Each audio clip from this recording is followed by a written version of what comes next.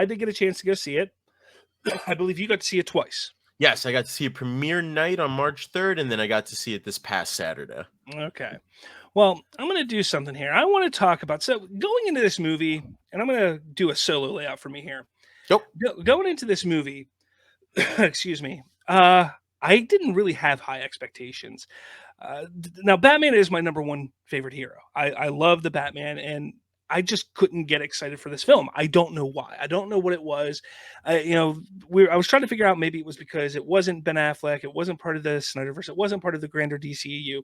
But when I sat back and thought about it, that doesn't bother me, because I I don't want it to be like Marvel, and I've said that for quite some time. I don't want this stuff to be like Marvel. I'm all for director-driven, great adventures in movies. So when I sat back and thought about it, I couldn't figure out what it was that I wasn't excited about for this. So I went and saw it, and I came out, and I wanted to talk about a few good and bad things before we open our discussion here.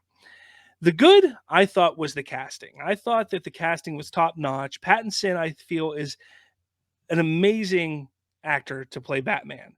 And while he isn't my favorite iteration of the character, he definitely is the highlight of that movie. There was a car chase scene in the film.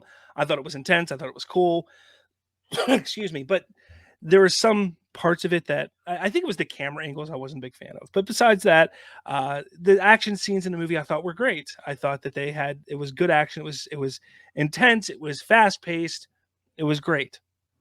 But when I tried to think of more good for this movie, I just kept coming back to things that I didn't like about it. For one, I feel that the movie was too drawn out. I felt that the story was not, there wasn't enough story for how long it was. I feel that it was darker than it really needed to be. And I'm not talking story wise, I'm all for a dark story, but aesthetically, I had a headache and my eyes legitimately hurt walking out of the theater because trying to focus. I feel that there was a lot of plot holes. Excuse me. Too many plot holes and inconsistencies with the story. And I'm a sucker for music. I didn't think that the music was all that great. All right. So I wanted to put that out there before you jumped in, because Yep. From what I've gathered, you enjoyed it. I will update you on that stance for sure. Okay. I went into it the same way as you. I had very low expectations for this movie. Just hearing some of the background information of how this movie came out, and obviously knowing that Ben Affleck was originally attached to this movie, and then all the nuances and just changes it went through and stuff. Obviously I had a predetermined notion about Robert Pattinson, obviously I'm one of those fans drawn from the Twilight films that we've become accustomed to, but I will commend him for the chameleon that he has become, because I've seen him in a couple of different movies now. For me personally, he killed it as Batman. I personally think that he was as fine Batman. As you said, I don't think his iteration is my favorite. Personally speaking, I think Ben Affleck and Christian Bale's performances have trumped his performance. The lack of Bruce Wayne is definitely something that is eye-opening to me for the second viewing that I had, but I wanted to get more of your take on that. Is that something that bothered you? Because that seems to be a pretty common complaint, I guess, is that there's two things: that there's not a lot of Bruce Wayne, and that number two, there's no differentiation between Bruce Wayne's, I guess, facial mannerisms and Batman's mannerisms. So they're both basically brooding at that point. So it's like there's no real distinction between the character, which personally, the name of the movie is The Batman. If I need to see The Batman for a good 75% of the movie, I'm cool with that for sure. So it's going to be interesting though to see where his story goes forward. But I found it interesting. I personally liked the movie. I liked the pacing of the movie. The story was fine to me for what it was. The Riddler was really interesting to me, but I guess just going on Pattinson's performance left a little bit to be desired on my end. But I definitely think that the rest of the cast was perfectly casted. Catwoman probably was my highlight, but definitely left room for the Penguin for sure, for Colin Farrell's Penguin. I'm more excited to see his show for sure now.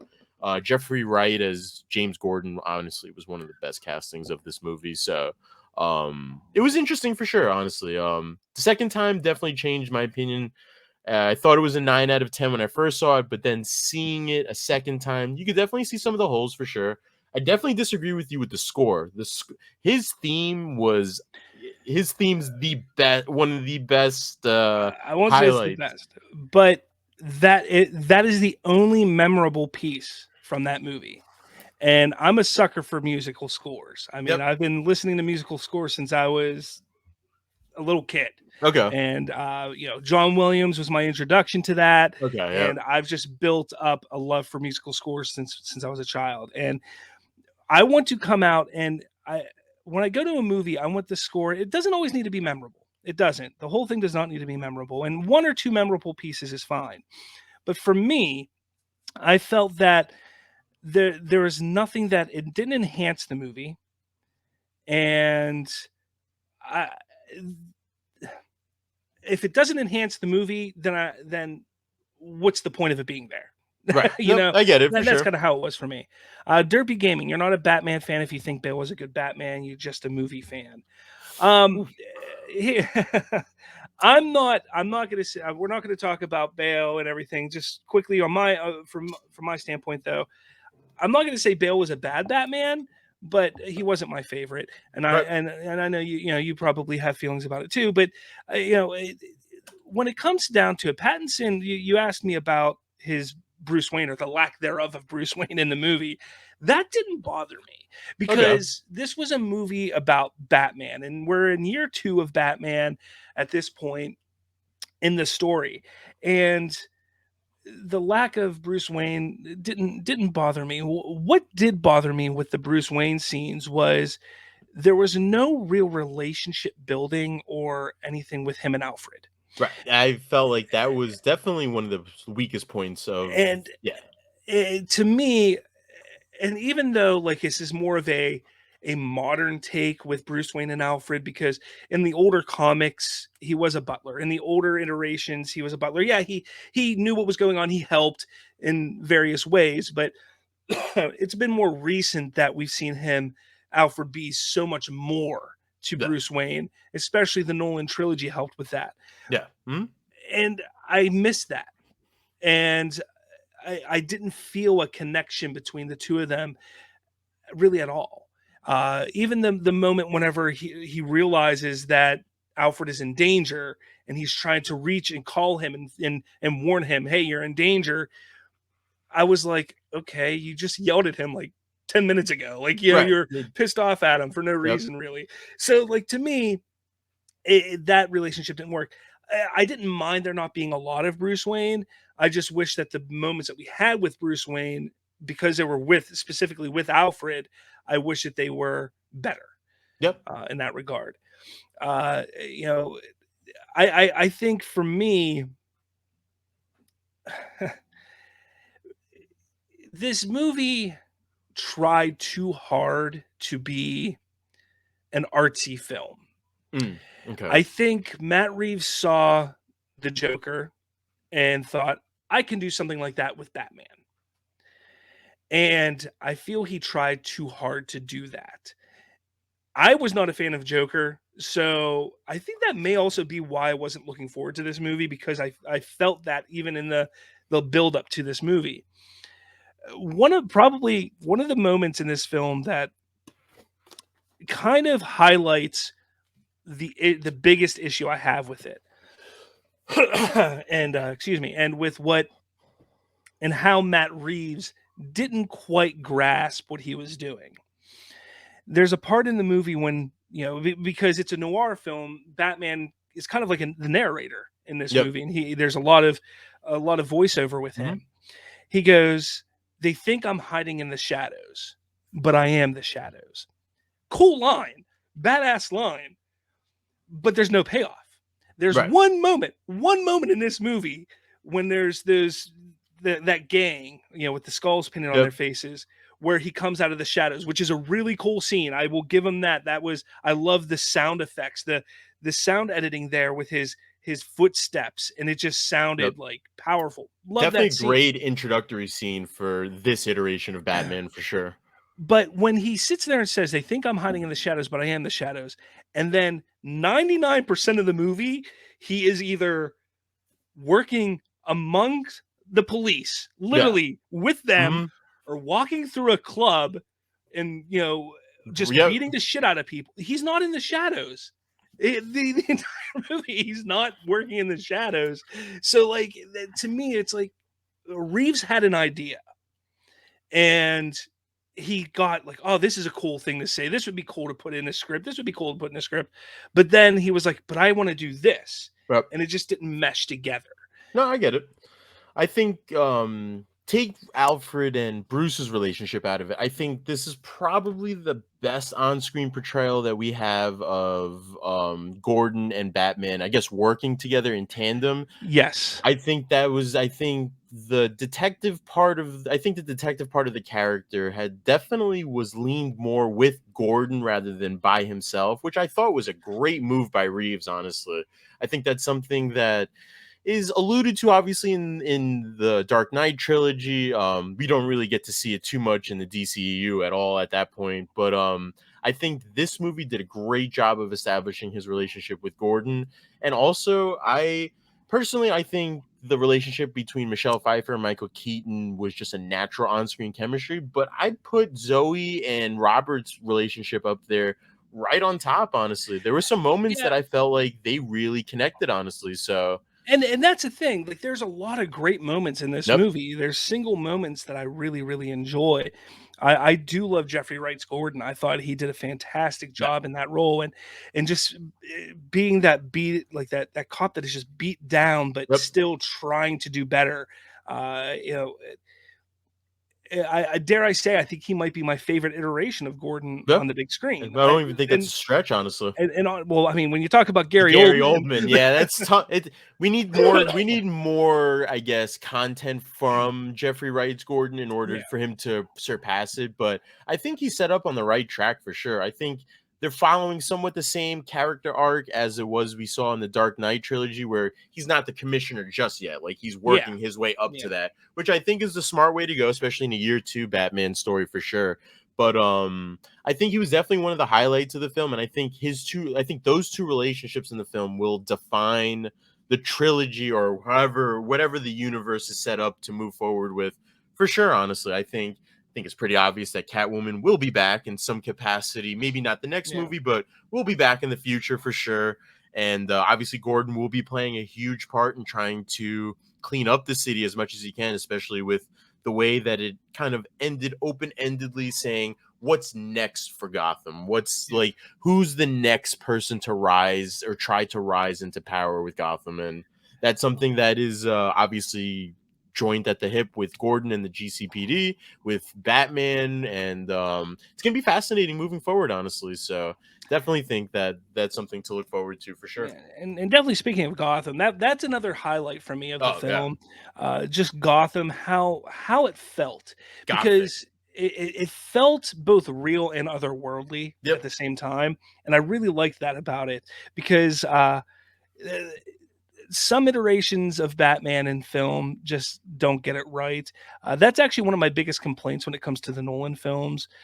Is Gotham? It doesn't feel like Gotham in the comics to me, in the Nolan films. That is. So this here really felt like it was Yeah. straight out of the Like its comics, own and like its own character in a way, truly, which exactly, is something that I feel like like what you said, the Dark Knight trilogy kind of just, gave a Chicago and was just like, listen, this is Gotham, yeah, bad things happen in it, bad people are in it. That's basically it. But when you do watch the Batman, you do have a sense that there's just this aura, there's this like just feel of Gotham being so entrenched in corruption and yeah, crime and drugs. I know that in the beginning of the movie, I think like a newscaster kind of goes over what goes on in Gotham, but at the end of the day, like what you said, you really do feel like Gotham has its own influence on what type of Batman it produces, honestly, in a way. And for that, I commend it for sure. There are parts where you could definitely tell that Gotham's not like any other city that you've seen, but in other parts you really just feel like it, like we've been saying, that it's its own character in a way, which is how the comments actually portray it as. So I think that's something that Matt Reeves definitely hit on for sure. And the look of it, I personally love like the little dark gothic look we've got, or feel Mhm. to it that we've gotten. Kind of throws you back to the Michael Keaton movies in a way, but also like modernizes it in a way. So I def Yeah. I personally, if you watch the movie face on, you really, except for a couple of obvious hints, you really couldn't tell what time period it took place in, honestly. Just Not from that. really. Yep. And, because I mean, really, them saying that the Waynes, there was illusion that they died in 2001 because Right. he, starts running in Right. 2001 Yep. and Thomas Wayne dies then. But, uh, so that's giving you an idea, but that's really it. Like when you're Yep. looking at the aesthetic, you really can't tell Yeah. No. what Exactly. time period it is. Now, we talked about the characters and the actors and the iterations. I feel they all did a really good job. But what do you feel of the development of the characters? So let's take Gordon and Catwoman. Their development in the film, I feel, while Jeffrey Wright did an amazing job as Gordon, I don't feel that there was much development Right. with No. his character, which was kind of disappointing because, like you were saying, there should be that build up to him eventually becoming commissioner. Right. And I didn't feel like there's any moment in this movie where it's like, okay, he's ready to take that next step. It just needs to be noticed Right. by somebody higher up to, okay, you're going to get promoted.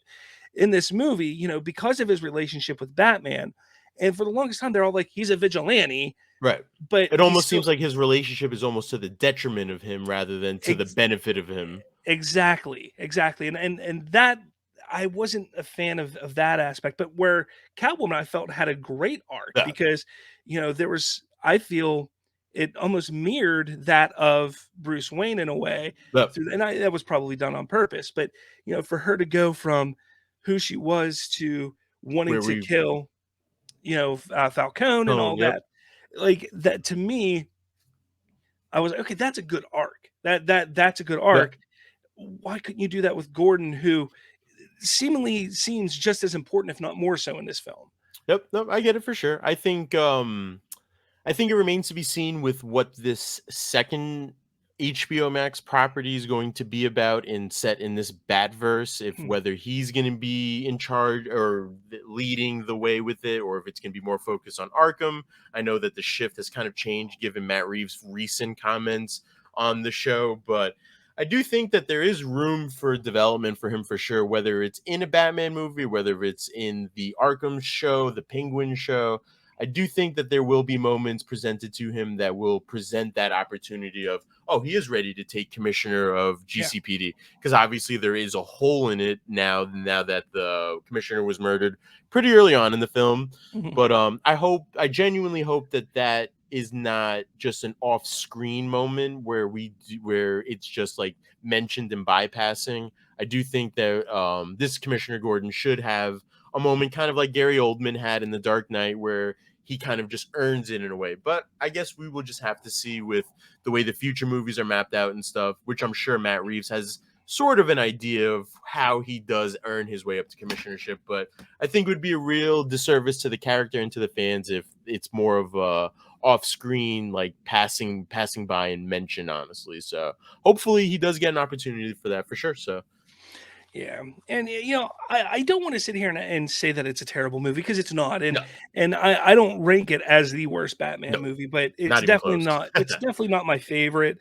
Uh, I'm interested to see where they take this story and take this secluded small little universe for Well, given sure. the ending, given the ambiguous way it ended with some of its characters, for sure, like the way Yeah, the Riddler found a new friend inside of Arkham, I think there which are. which that look, I was excited about that. I mean, we're spoiler talking here, so Yep. the fact that it's Joker, I wish they would have showed him. Yeah. And I get that it's a tease. I get that. And I'm a sucker for a good cliffhanger in a film. I'm a sucker Yep. for it. But